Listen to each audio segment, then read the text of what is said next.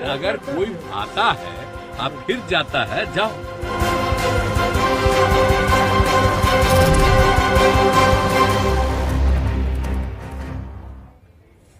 और अब बात करेंगे उपेंद्र कुशवाहा की। उपेंद्र कुशवाहा बोल रहे हैं, खूब बोल रहे हैं, बोले ही जा रहे हैं, यहां तक कि रुकने का नाम ही नहीं ले रहे हैं। जेडीयू में रहकर जेडीयू को कमजोर बता रहे हैं, पार्टी को मजबूत करने की सलाह दे रहे हैं, पार्टी नेतृत्व पर उनकी सलाह की अनदेखी का आरोप भी लगा रहे हैं। आरजेडी के साथ पार्टी की डील की बात कर रहे हैं, पार्टी नेतृत्व से डील के खुलासे की मांग कर रहे हैं, अपने हक की आवाज उठा रहे हैं, पिछड़ों की हकमारी की बात कर रहे हैं, त्रिवेणी संगम के तहत कुशवाहा समाज को हक देने की मांग कर रहे हैं, जेडीयू के कार्यकर्ताओं को पत्र लिख रहे हैं, पार्टी को बचाने के लिए कार्यकर्ताओं से पटना आने की अपील कर रहे हैं। उपेंद्र कुशवाहा वो सब कुछ कर रहे हैं जिससे पार्टी और पार्टी नेतृत्व अनकंफर्टेबल महसूस कर रहा है। उपेंद्र कुशवाहा ऐसा क्यों कर रहे हैं? क्या ऐसा वो खुद कर रहे हैं या किसी के इशारे पर कर रहे हैं? क्या वो बीजेपी के इशारे पर काम कर रहे हैं? यही आज का सबसे बड़ा सवाल।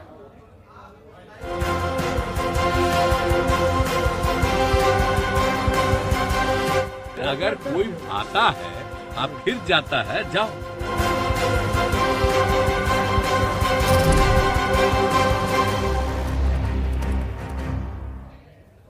तो उपेंद्र कुशवाहा किसके इशारे पर काम कर रहे हैं, इसका खुलासा खुद सीएम नीतीश कुमार ने किया है। सीएम नीतीश से जब सवाल पूछा गया कि क्या कुशवाहा बीजेपी के इशारे पर काम कर रहे हैं, तो सीएम ने कहा कि समझने की बात है, जब प्रचार हो रहा है तो लोग बोल रहे हैं। इतना ही नहीं, सीएम ने कहा कि कुशवाहा जहां जाना चाहते हैं वहां वो जा सकते हैं और ये फैसला उन्हीं को करना है।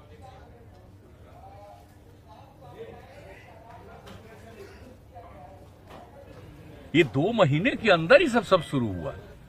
अब इसके लिए रोज बोलना, रोज बोलने का मतलब, इसका प्रचार का मतलब, देखिए कौन बोलता है आज, इसका प्रचार कौन होता है। तो जब बोलेगा तो आपको मालूम है हमारे पार्टी में कोई बोलेगा उसका प्रचार होगा, तब जब जरूर समझिए कि किसी और के लिए बोल रहा है तब प्रचार हो रहा है।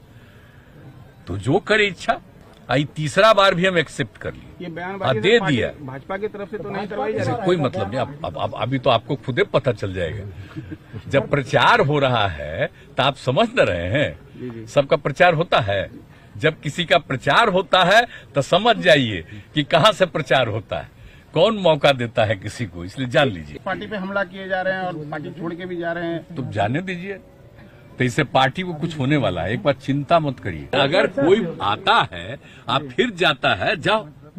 अब इसके बाद हम लोगों को कोई मतलब नहीं। रहिएगा, काम करिएगा, ठीक है, लेकिन रोज बोलिएगा मतलब आप कहीं और विचार हो गया, अपना जाना चाहता है। अब सीएम नीतीश कुमार के जवाब पर उपेंद्र कुशवाहा ने कहा है कि इनका जवाब नीतीश कुमार ही दे सकते हैं। हालांकि उन्होंने एक बार फिर दावा किया कि वे लगातार जेडीयू को मजबूत करने में जुटे हैं और इस पर पार्टी के राष्ट्रीय अध्यक्ष ललन सिंह ने कहा है कि जिस तरह से वो मीडिया में बयान दे रहे हैं उससे पार्टी लगातार कमजोर हो रही है। पार्टी ने आपको सम्मान दिया है, आपको जहां जाना है जाइए, इस पर सर क्या कहेंगे? अरे इस पर अब नीतीश जी से न पूछिए, हमको कहाँ कुछ कहना है, वही बताएंगे। आगे पार्टी की मजबूती के लिए सर, पार्टी की मजबूती के लिए हम दिन रात लगे हुए हैं। लगातार हम कोशिश कर रहे हैं कि मुख्यमंत्री जी हमारी बातों पर ध्यान दें ताकि पार्टी मजबूत हो सके। ये भी कहा जा रहा है कि सर आप किसी के इशारे पर बोल रहे हैं। अभी जो लोग कह रहे हैं उन्हीं से इसका अर्थ पूछिए। जो बात आज वो बोल रहे हैं और जो कर रहे हैं दोनों विरोधाभास है। बोल रहे हैं कि पार्टी कमजोर है, हम उसको मजबूत करना चाहते हैं, रोज अखबार में बयान दे रहे हैं और मीटिंग बुला रहे हैं और इससे पार्टी को नुकसान पहुंचा रहे हैं। तो पार्टी को नुकसान पहुंचाने की का एक्शन कर रहे हैं और पार्टी को कमजोर करने की बात, कमजोर होने की बात कर रहे हैं। तो ये दोनों विरोधाभास है। और अब ऐसे में सवाल उठता है कि बीजेपी के इशारों पर काम कर रहे हैं क्या उपेंद्र कुशवाहा? अब आप इस पूरे घटनाक्रम को समझिए तो सब कुछ साफ हो जाएगा। शुरुआत होती है 19 जनवरी से। 19 जनवरी को दिल्ली एम्स में बीजेपी नेताओं की मुलाकात कुशवाहा से हुई। उपेंद्र कुशवाहा से मिलने के लिए पहुंचे थे। बीजेपी नेताओं से मुलाकात को शिष्टाचार मुलाकात बताया गया।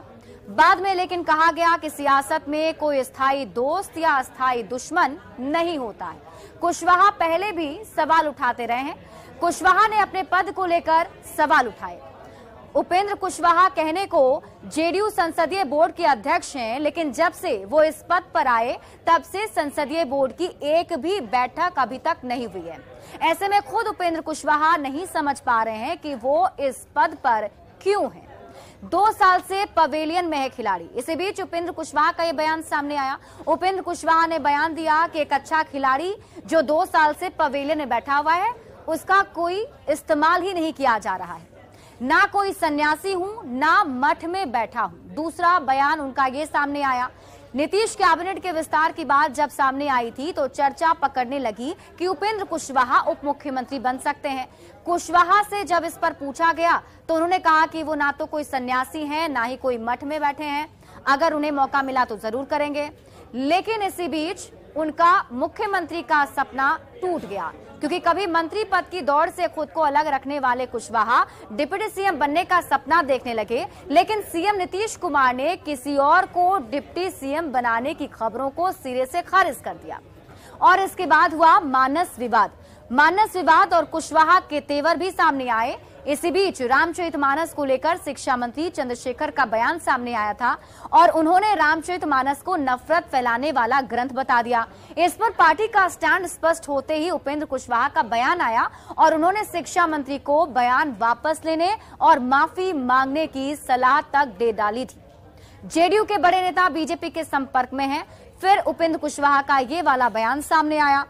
जब मुलाकात पर उपेंद्र कुशवाहा से पूछा गया तो उन्होंने साफ साफ कहा कि भले ही जेडीयू से जो नेता है वो सामने आकर खुलकर ना बोले, लेकिन सभी मानते हैं कि जेडीयू कमजोर हुआ है। साथ ही उन्होंने ये भी कहा कि जेडीयू का जो जितना बड़ा नेता है वो उतना ही बीजेपी के संपर्क में है। तो कुशवाहा की तरफ से लगातार ऐसे बयान सामने आते रहे और कुशवाहा के इस बयान से जेडीयू में बवाल मच गया। आप उनसे पूछिए, उन्हीं का छापिए, ऐसा सीएम नीतीश कुमार ने कहा। फिर कुशवाहा के बयान पर सीएम नीतीश कुमार की प्रतिक्रिया आ गई। सीएम नीतीश कुमार ने कहा कि उनके बयान के बारे में उन्हीं से जो पूछना है पूछिए और उन्हीं का कहा हुआ छापिए। तो ऐसे में कई सारी बातें उपेंद्र कुशवाहा की तरफ से कही गई और पार्टी की तरफ से भी कुशवाहा पर कई सारे हमले किए जा रहे हैं। खासतौर पर सीएम नीतीश कुमार खुलकर खुद ही उपेंद्र कुशवाहा को जाने की नसीहत दे रहे हैं। फिलहाल इस बुलेटिन में अभी के लिए बस इतना ही। आप देखते रहिए न्यूज़ 18 बिहार झारखंड।